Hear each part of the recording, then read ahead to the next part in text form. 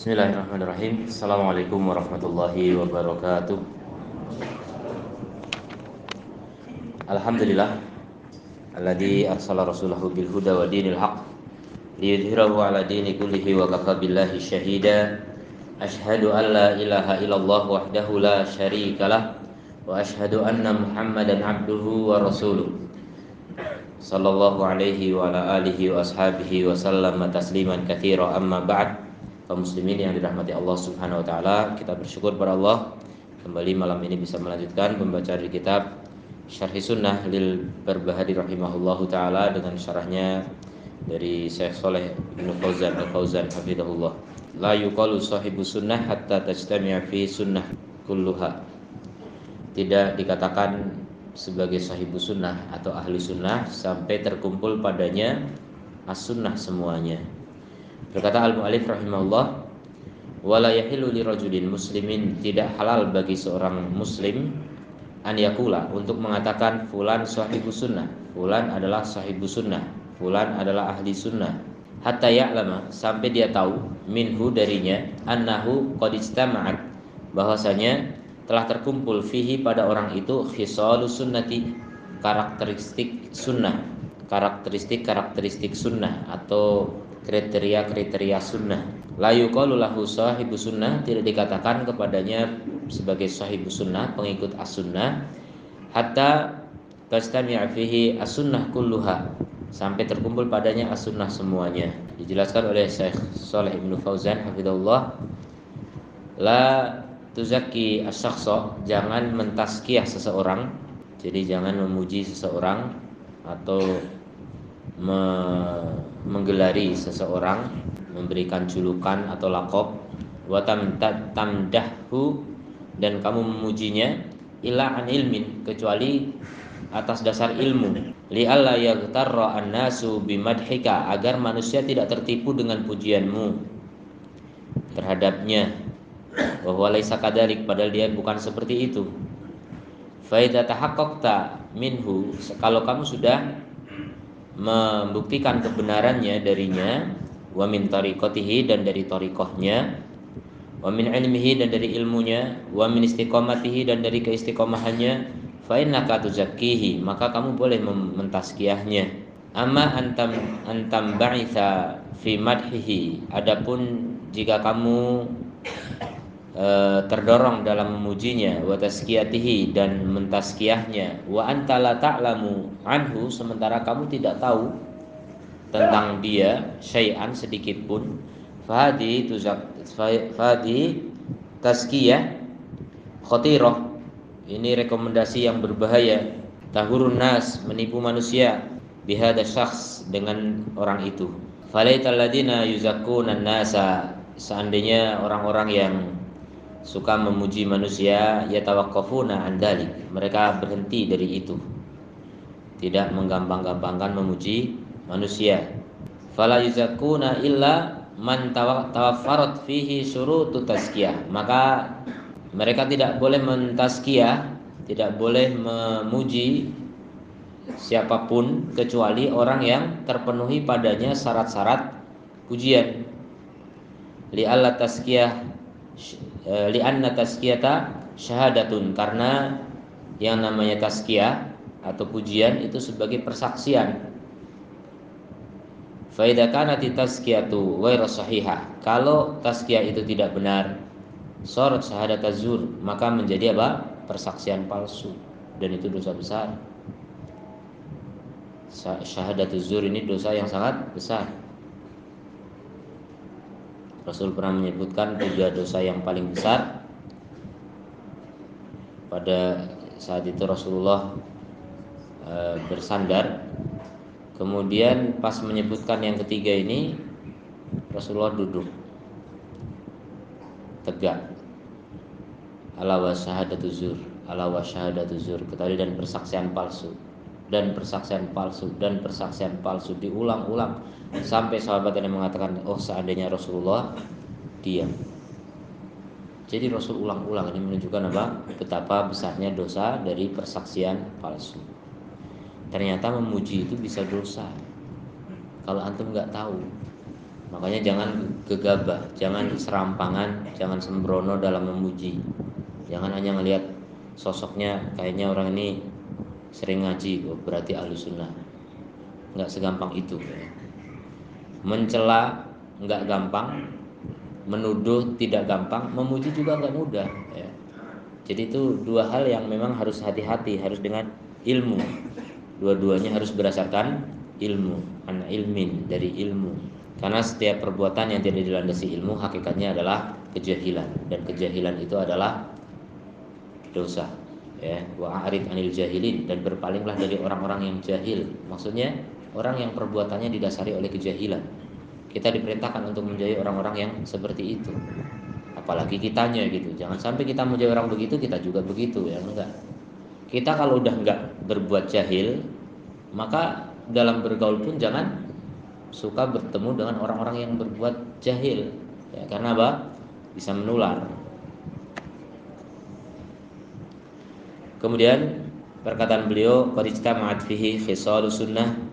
Khisalus sunnah takunu fil aqidah.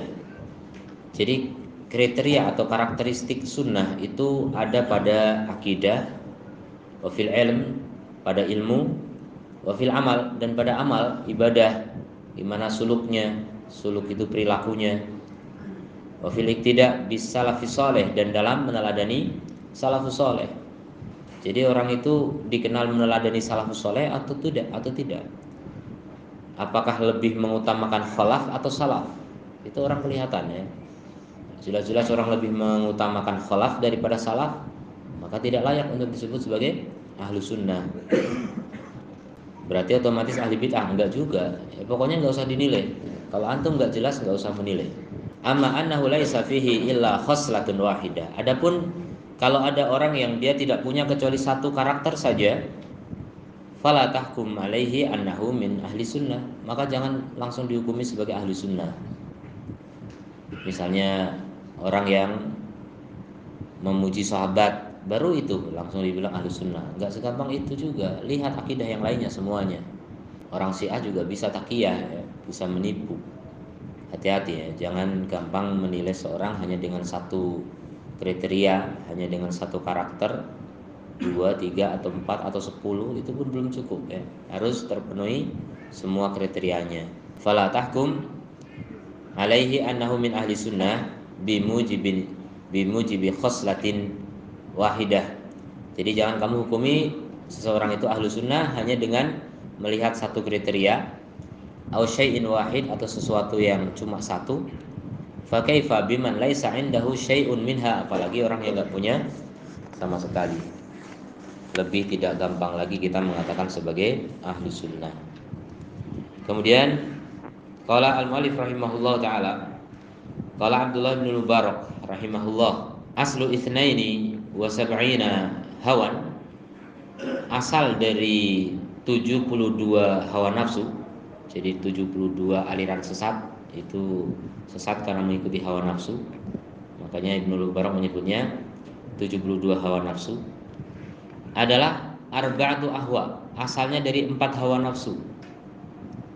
Jadi pokok dari aliran sempalan itu ada 4. Pokok dari aliran-aliran sesat itu ada 4. Famin hadil arba'ati ahwa, dari 4 hawa nafsu ini, tasya'abat al-ithnan wa sab'una hawan, bercabang menjadi 72 hawa nafsu. 4 itu apa? Al-Qadariyah, wal Murji'ah, wasyi'ah, wal Khawarij. Ini pendapat siapa? Ibnu Mubarak rahimahullahu ta'ala. Dan ini bukan nas, ya, bukan dalil, ya, bisa benar bisa salah. Syekh Shalih Ibnu Fauzan hafizahullah ta'ala menjelaskan, kalau Abdullah bin Al-Mubarak aslul itsnaini wa sab'ina hawan arba'atu ahwa, famin hadil arba'ah ahwa tasya'abat al-ithnani wa sab'una hawan al-qadariyatu wal murji'atu wal syi'atu wal khawariju.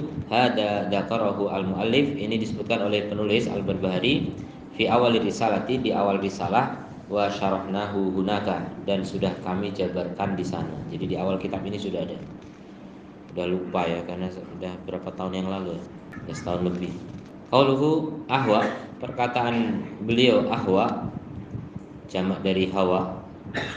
Li'anna alladhi hamalahum 'alal iftiraq huwa al-hawa.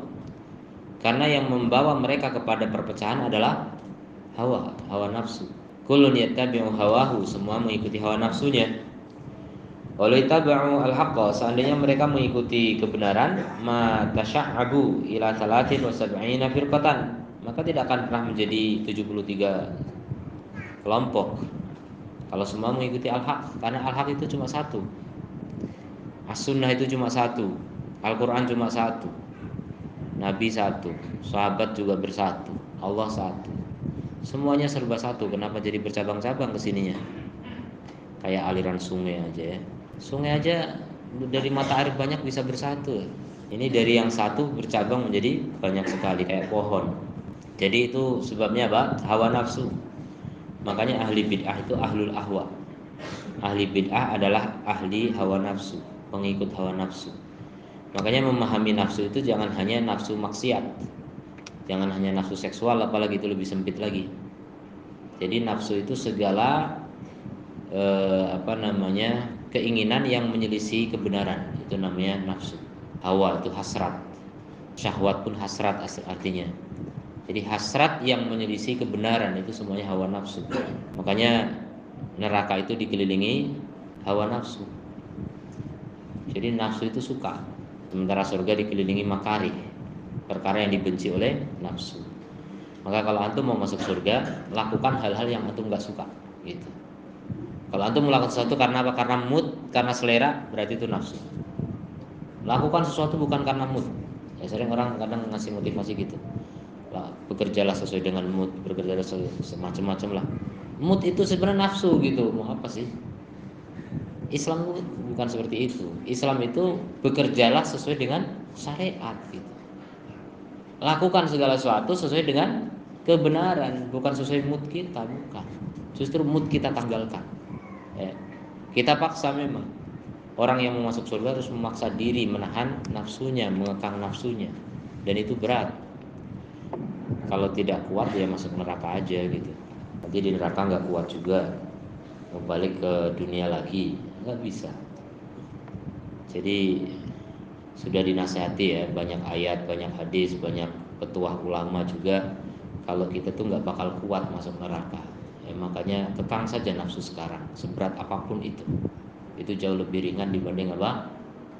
Bertahan atau bersabar di neraka. Sesabar apapun di neraka tetap nggak keluar dari neraka kalau memang kafir.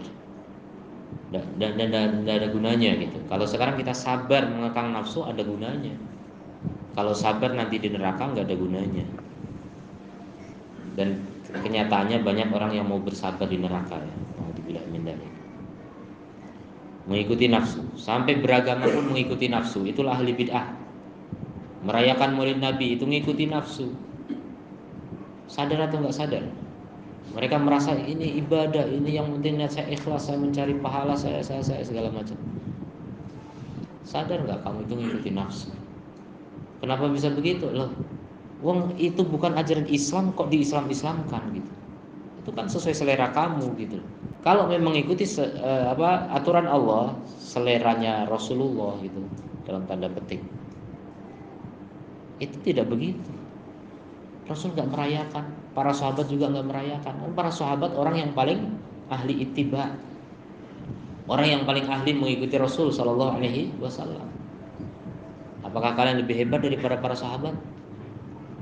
Itu contoh ya, contoh bid'ah, banyak sekali bid'ah, banyak sekali.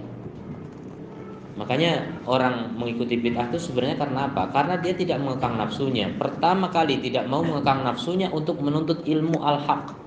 Gak mau tahu kebenaran, itu nafsu. Jadi kalau benar Anda ingin masuk surga, Anda harus belajar gimana cara masuk surga. Anda harus tahu apa itu al-haq, apa itu siratal mustaqim, agar bisa menempuhnya. Belajar dulu, belajar aja gak mau. Ini orang yang paling dikuasai nafsu sebenarnya. Orang yang gak mau belajar sama sekali, gak mau ngaji sama sekali, itu orang yang dikuasai nafsu. Walaupun gak pernah berzina, gak pernah minum khamr, nggak pernah judi, nggak pernah membunuh, nggak pernah maksiat, tapi ketika nggak mau menuntut ilmu itu dikekang nafsu sebenarnya, dikuasai oleh nafsunya. Naudzubillah min dzalik. Maka sadarkan semua orang yang belum sadar ya. bahwa nafsu itu banyak menguasai hati manusia, tapi kebanyakan mereka tidak tahu.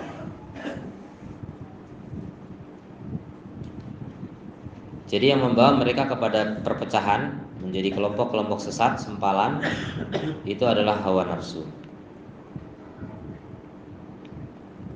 Kalau mereka mengikuti kebenaran, pasti tidak ada cabang-cabang dalam Islam.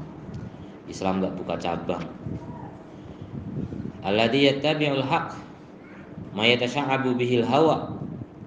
Yang mengikuti kebenaran maka tidak bercabang. Tidak mengikuti cabang-cabang itu, tidak mengikuti sempalan-sempalan itu. Fakul wahidin yarkabu hawahu, semua orang menunggangi hawa nafsunya. Atau lebih tepat semua orang ditunggangi hawa nafsunya gitu. Nafsunya yang berkuasa. Allah berfirman, fataqatta'u amrahum. Mereka memutus urusan mereka, bainahum, di antara mereka, zubura, dengan berpecah belah. Kullu hizbin bima ladaihim farihun. Setiap golongan dengan apa yang ada pada mereka membanggakan. Jadi begitulah manusia, suka berpecah belah, berkelompok-kelompok, dan masing-masing kelompok membanggakan kelompoknya. Semua begitu. Kalau nggak membanggakan kelompoknya, ngapain berkelompok gitu? Semua. Nggak cuma kelompok-kelompok klub sepak bola gitu. Semua orang yang berkelompok itu bangga dengan kelompoknya. Komunitas-komunitas macam-macam. Komunitas motor pun macam-macam. Ini Vespa, ini motor butut, ini motor apa lagi. Bangga dengan itu. Membanggakan kelompoknya masing-masing.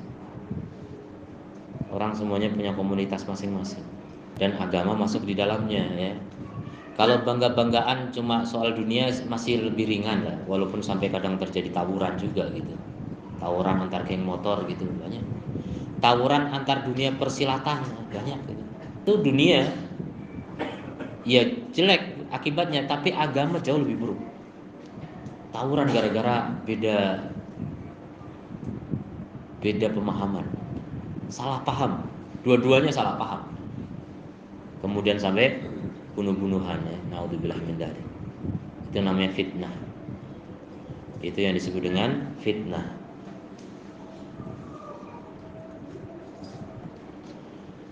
Kullu wahidin yattabi'u hawahu, setiap orang mengikuti hawa nafsunya, wal ahwa'u la tantahi, dan hawa nafsu itu enggak pernah berakhir ya. Sampai manusia berkalang tanah baru selesai. Selama masih hidup, nafsu masih terus menghantui manusia, membersamai manusia. Walakin al-haqqa wahidun, tapi yang namanya kebenaran itu cuma satu. La yataqassamu, tidak terbagi-bagi. Allah berfirman, wa anna hadza sirati mustaqiman, dan bahasanya ini adalah jalanku yang lurus. Jadi Allah menyebut Islam ini sebagai jalannya Allah Subhanahu wa taala. Dan Allah sebut sirat. Sirat itu tunggal, kata tunggal. Bukan turuk, jalan-jalan, bukan subul ya. Kalau sesatan subul nanti disebutkan. Siratun wahidun, ini jalan yang satu. Fattabi'uhu, maka ikutilah dia. Wala tattabi'us subula, dan jangan ikuti jalan-jalan. Jadi kesesatan itu banyak. Jalan-jalan sempalan. Fatafarraqa bikum an sabili, sehingga kamu berpisah dari jalannya yang satu itu. Nah, ini wasiat Allah Subhanahu wa taala. Dan Ibnu Mas'ud radhiyallahu anhu mengatakan ini salah satu ayat yang menjadi wasiat Rasul sallallahu alaihi wasallam. Ada 3 ayat ya. Surat Al-An'am 151, 152, 153.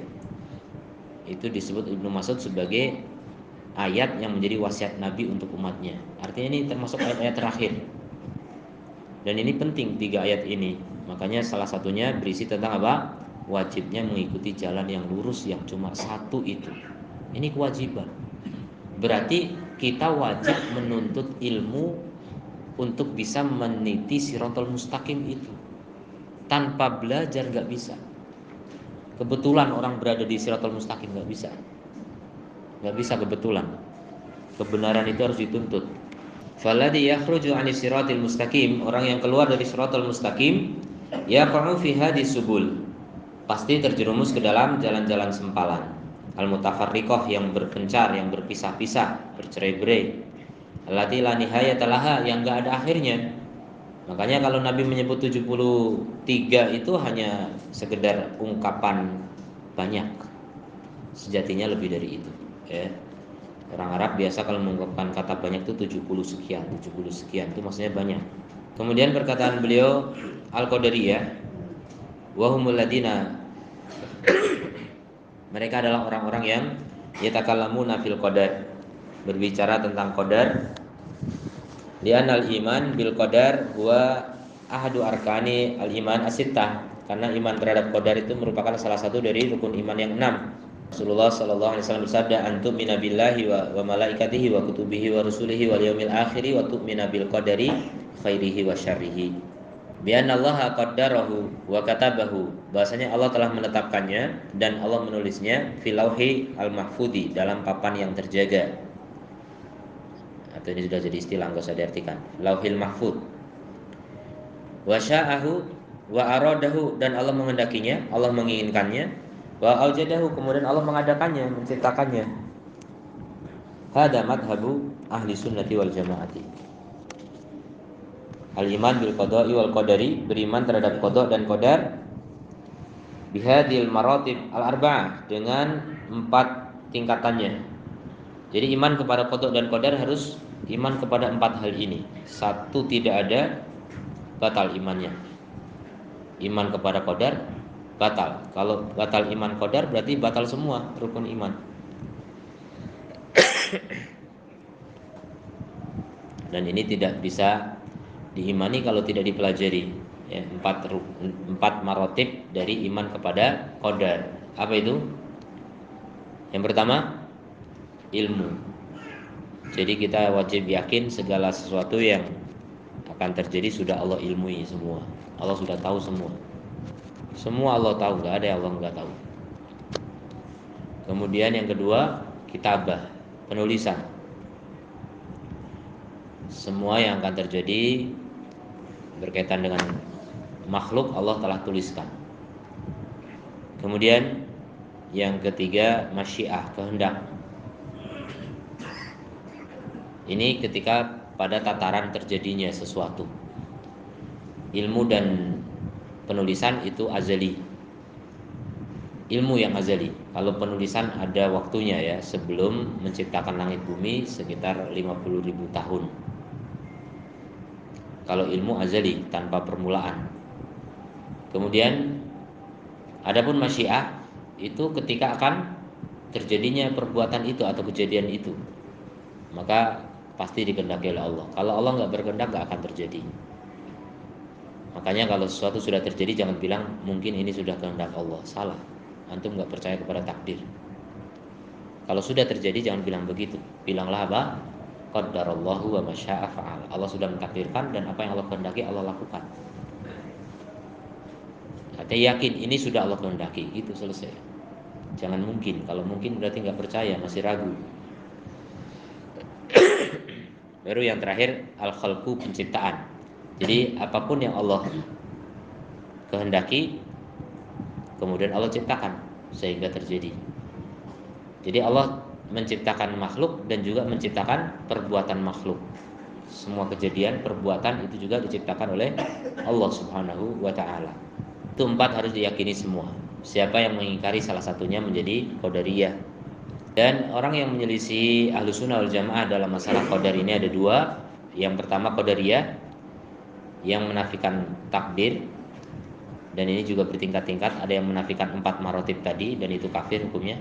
Ada yang menafikan 2 saja, yaitu al-khalqu dan masyiah, dan itu tidak dikafirkan ulama, tapi rawan.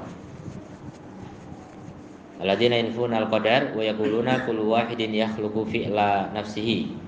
Jadi mereka mengatakan setiap orang menciptakan perbuatannya sendiri, bukan Allah yang menciptakan. Walam yuqaddirhullah, dan Allah tidak mentakdirkannya atasnya. Wa innama huwal ladzi fa'alahu mustaqillan, tapi dialah yang melakukannya secara merdeka. Merdeka itu tanpa campur tangan Allah sama sekali. berarti masing-masing manusia itu menjadi Tuhan sendiri-sendiri. Wa hadza qaulul Mu'tazilah, ini pendapatnya Mu'tazilah dan orang yang mencocoki mereka. Kemudian kelompok yang kedua adalah Al-Qadariyah Al-Mutsbit ya, Al-Mujabbir, sering dikenal dengan Jabariyah. Jadi kalau tadi Qadariyah Nufat, ini Qadariyah Mujabbirah. Qadariyah yang menetapkan tapi kelewat, sampai menganggap hamba ini dipaksa oleh Allah. Jabariyah, dipaksa. Alladzina yagluna fi itsbatil qadar, mereka melampaui batas dalam menetapkan takdir dan mengatakan hamba itu tidak punya pilihan sama sekali. Hamba tidak punya iradah, hamba tidak punya perbuatan, bahkan semua yang melakukan Allah. Ini mirip bidatul wujud jadinya. Wa inna ma huwa fi'lullahi fihi, itu adalah perbuatan Allah padanya. Bahwa karisyah yuharrikuha al-hawa, manusia itu hanya seperti bulu yang diterbangkan oleh angin, enggak punya kehendak. Wa kal mayyit biyadil ghasil, dan seperti mayit di tangan orang yang memandikan. Mujbarun, dipaksa, laisa lahu ikhtiyar, enggak punya pilihan sama sekali. Haula yusammuna al-mujabbirah, mereka dinamakan sebagai mujabbirah atau jabariyah. Walau fi itsbatil qadar, melampaui batas dalam menetapkan qadar, wal iyadu billah. Hatta salabu minal abdi ikhtiyarahu, sampai menafikan atau menghilangkan dari hamba pilihannya dan perbuatannya dan menjadikannya sebagai mujbaron, orang yang dipaksa atas perbuatannya. Jadi hamba itu tidak sholat karena pilihannya, tidak berzina karena pilihannya, ya, tidak berzakat karena pilihannya, semuanya karena dipaksa oleh Allah. Wala ya'khudhu ar-riba bi ikhtiyarihi, tidak mengambil riba karena pilihannya, dan semua ya. Wa inna ma huwa mujbarun, tapi hamba itu cuma dipaksa. Kullu wahidin indahu mujbar, setiap orang dipaksa. Ini adalah perkataan Jabariyah. Kemudian perkataan Ibnu Mubarak Al-Murji'ah, hadza fi babil iman, ini dalam bab iman. Wal iman huwa kama arrafahu, dan iman itu sebagaimana didefinisikan oleh Ahlussunnah wal Jamaah adalah qaulun bil lisan, ucapan dengan lisan, wa i'tiqadun bil qalbi atau bil janan, keyakinan dengan hati, wa amalun bil jawari atau arkan, dan beramal dengan anggota badan. Jadi iman itu tiga sebab ya, atau tiga tempat, yaitu di lisan, di hati, dan di badan. Kemudian apa itu yang menjadi perbuatan dari tiga unsur itu, yaitu yazidu bita'ah, bertambah dengan ketaatan. Jadi maksudnya ketaatan itu adalah apa-apa yang Allah cintai. Jadi iman itu adalah segala yang Allah cintai. Wa yanqusu bil maksiyah, dan berkurang dengan kemaksiatan. Dan maksiat adalah perkara yang menjadi lawan dari keimanan. Orang-orang Murji'ah mengatakan al-a'malu la tadkhulu fil iman, amal tidak masuk ke dalam kategori iman. Jadi asal orang sudah yakin, udah mukmin walaupun enggak beramal. Fa idza kana mu'taqidan bi qalbihi, kalau dia sudah meyakini dengan hatinya, meskipun dia meninggalkan seluruh amal, di lauma sholat, dia tidak sholat, tidak puasa, tidak melakukan apapun, maka dia bisa masuk surga. Ini kata Murji'ah, dan tidak sedikit orang Islam yang beranggapan begitu. Itu tanpa sadar mengikuti aliran Murji'ah. Jadi yang penting saya sudah sadar, pasti saya masuk surga. Enggak pernah sholat.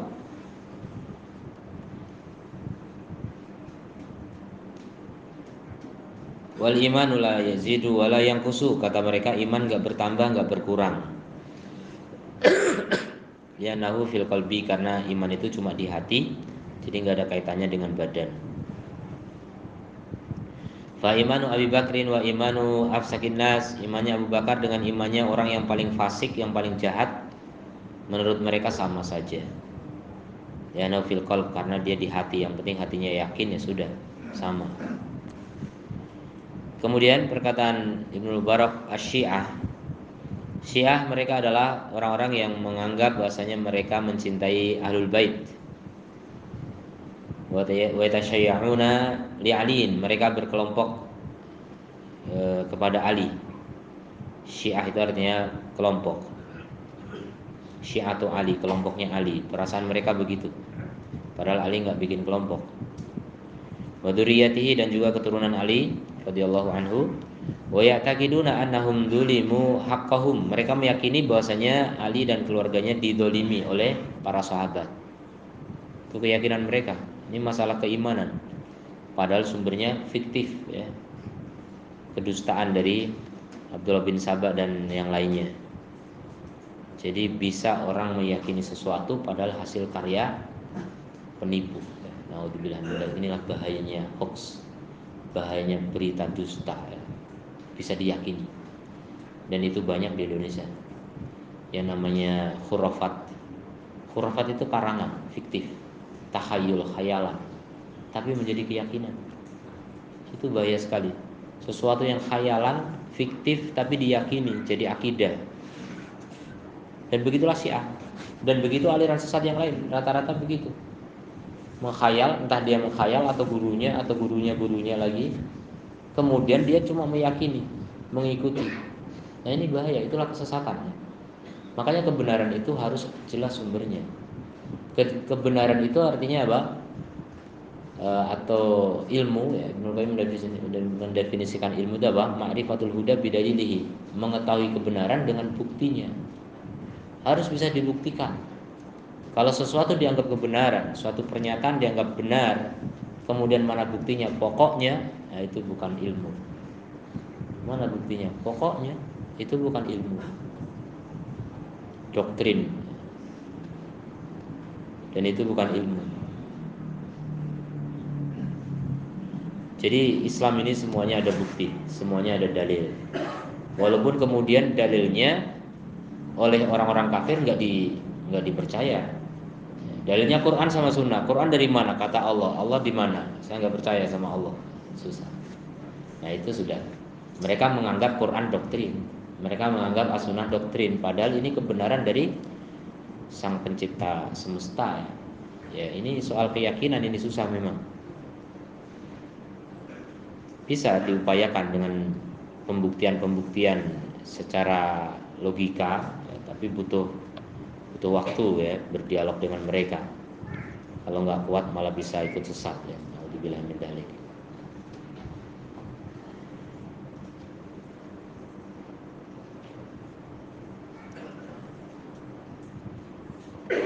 Kemudian wa anal khilafah kanat li Ali, menurut mereka yang berhak menjadi khalifahnya Nabi, penggantinya Nabi adalah Ali, karena Ali yang menjadi keluarganya gitu.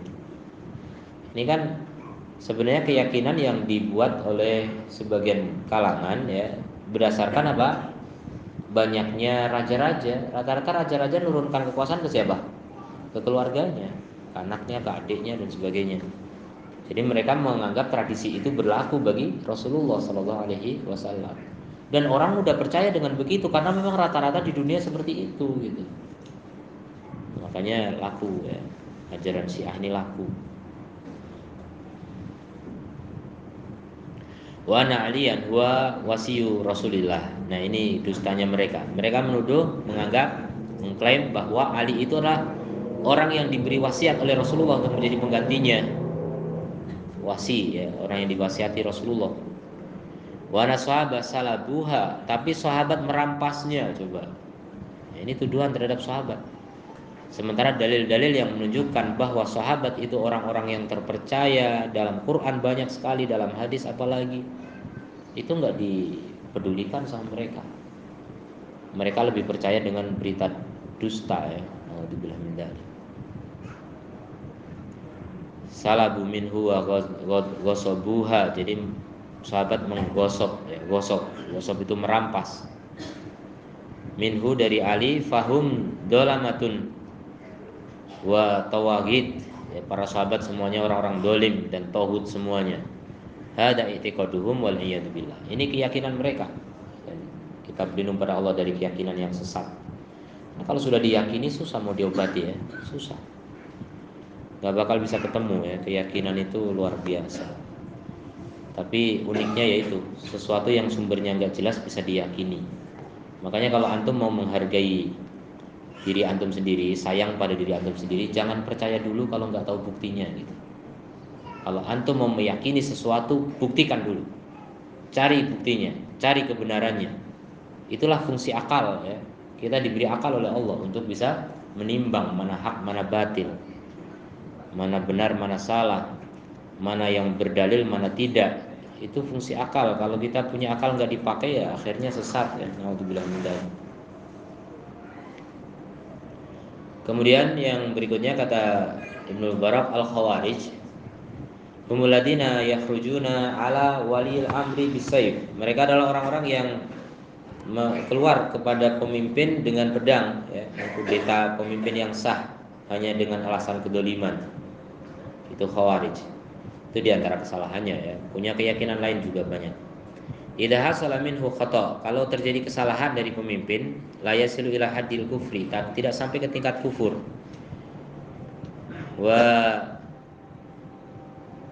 yashukkuna asata'a, mereka memecah tongkat ketaatan.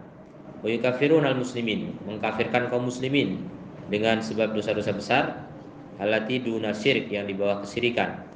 Dan mazhab mereka tersusun dari dua hal. Yang pertama, keluar dari ketaatan kepada pemimpin kaum muslimin ya, tidak mau taat kepada pemimpin yang dolim menurut mereka ya, bikin huru hara, bikin kekacauan, bikin fitnah ya, di tengah kaum muslimin terjadi huru hara, perang dan sebagainya. Itu Khawarij. Kemudian yang kedua, mengkafirkan orang-orang yang melakukan dosa besar. Jadi pezina itu kafir, orang yang berzina walaupun sekali kafir, pencuri kafir, pemakan riba kafir, dan begitu seterusnya. Akhirnya nggak ada orang Islam lagi kecuali mereka sendiri. Ini adalah madhab yang hulu ya, melampaui batas, berlebihan, tasyaddud wal iyad billah. Wa yahmiluna as-sayf 'alal muslimin, mereka berani mengangkat pedang terhadap kaum muslimin. Jadi gampang membunuh kaum muslimin karena dalam anggapan mereka sudah kafir, boleh diperangi, boleh dirampas hartanya. Qala sallallahu alaihi wasallam, yuqatiluna ahlal iman. Ciri orang Khawarij itu suka memerangi orang-orang beriman. Wa yad'una ahlal authan, tapi membiarkan orang-orang penyembah berhala seperti ISIS. Orang-orang Islam dibunuh, orang kafir dibiarkan. Itulah orang Khawarij. Ma'uhida fi tarikh, tidak pernah diketahui dalam sejarah anal Khawarij qatalu kufar qattu, bahwa Khawarij memerangi orang kafir sama sekali, enggak ada dalam sejarah. Jadi benar apa kata Rasul sallallahu alaihi wasallam. Wa inna ma yuqatiluna al-mu'minin, tapi mereka suka memerangi kaum mukminin daiman wa abada, terus menerus dan senantiasa, abadi sampai kiamat. Demikian, subhanakallahumma wa bihamdika, asyhadu an la ilaha illa anta, astaghfiruka wa atubu ilaik. Assalamualaikum warahmatullahi wabarakatuh.